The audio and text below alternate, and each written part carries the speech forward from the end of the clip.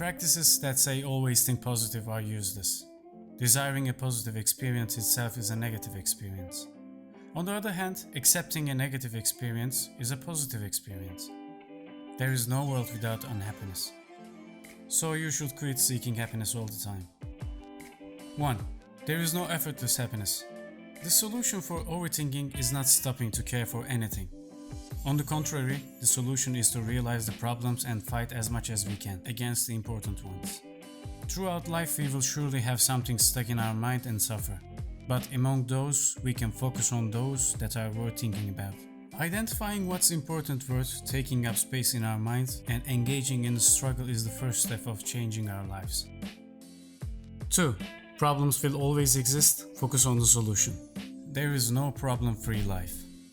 Being happy does not mean a smooth life. Happiness is a product of our struggle to solve the problems we face. Freud's saying summarizes it very nicely. One day, in retrospect, the years of struggle will strike you as the most beautiful. Societies trying to protect themselves from inevitable suffering are doomed to unhappiness. Instead of avoiding the problems, we should try to figure out what we can handle. There is no point in adding excessive meanings to emotions caused by problems.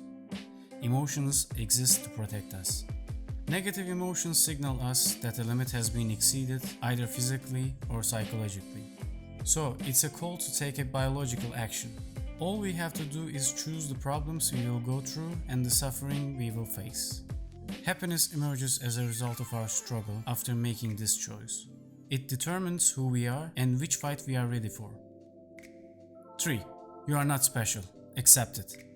We often complain about specific problems to us. This is totally nonsense. Millions of people have experienced the problems we are experiencing and they continue to do so. We must get rid of the misconception that our problems are special.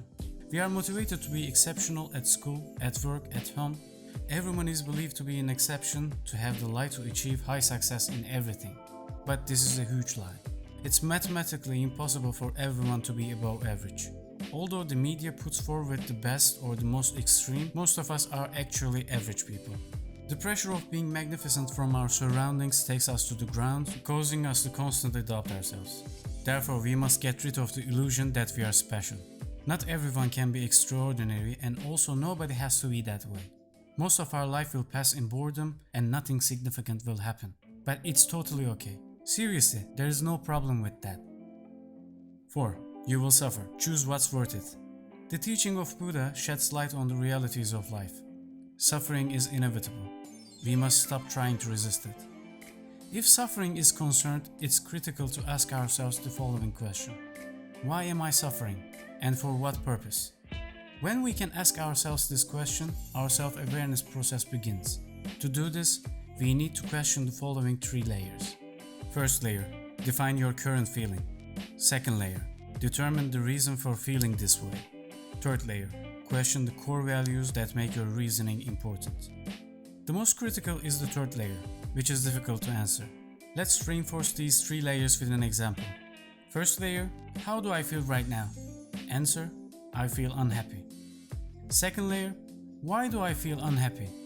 Answer, I fail to get rich, it seems like I will never be. Third layer, why do I see being rich as a source of success or happiness? Answer, I always compare myself to others.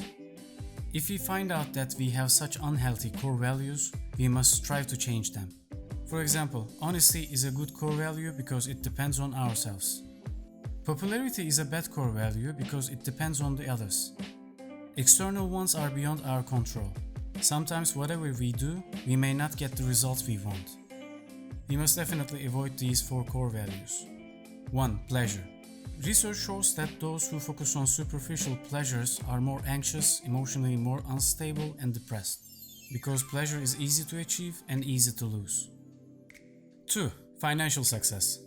If we are already living an average life, the extra material that we will earn will not bring us much happiness. 3.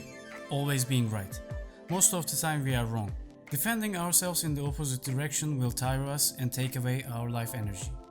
It also puts our personal development to a halt, as it eliminates the possibility to learn from our mistakes. 4. To be positive all the time. Ignoring negative emotions leads to longer delusions. Life sometimes sucks, accepting it and living accordingly relieves us. 5. Make a choice and take the responsibility. We can't control everything that happens to us, but we can decide on how to interpret and react to them. If we choose the problems and take responsibility, we feel strong. For example, the treatment of people who are obsessive-compulsive starts by accepting this mentality. I did not choose to be like this, but now I choose how to live with it.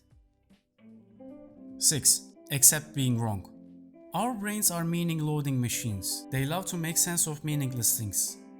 But our brains have flaws. Our senses are often wrong and forgetful.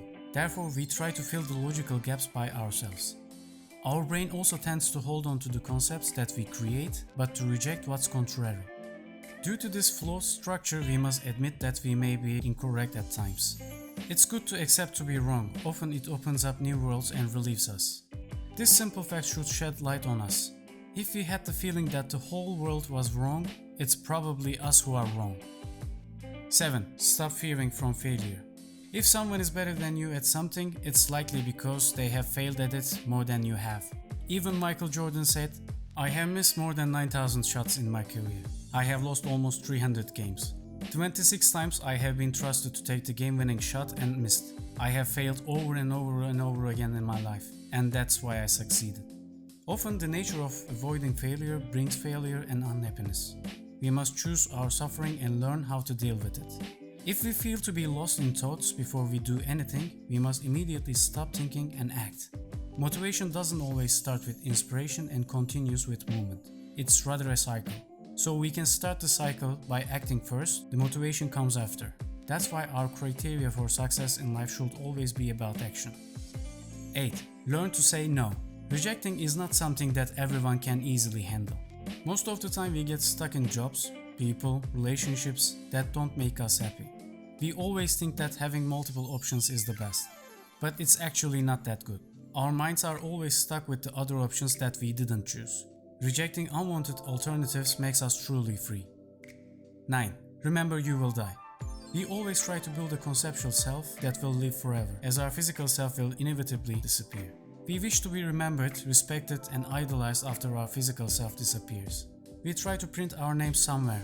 These are immortality projects. The desire to create eternal structures using deadly forces is often the source of our existential unhappiness. The obsession and the pressure of leaving marks in the world hurts people.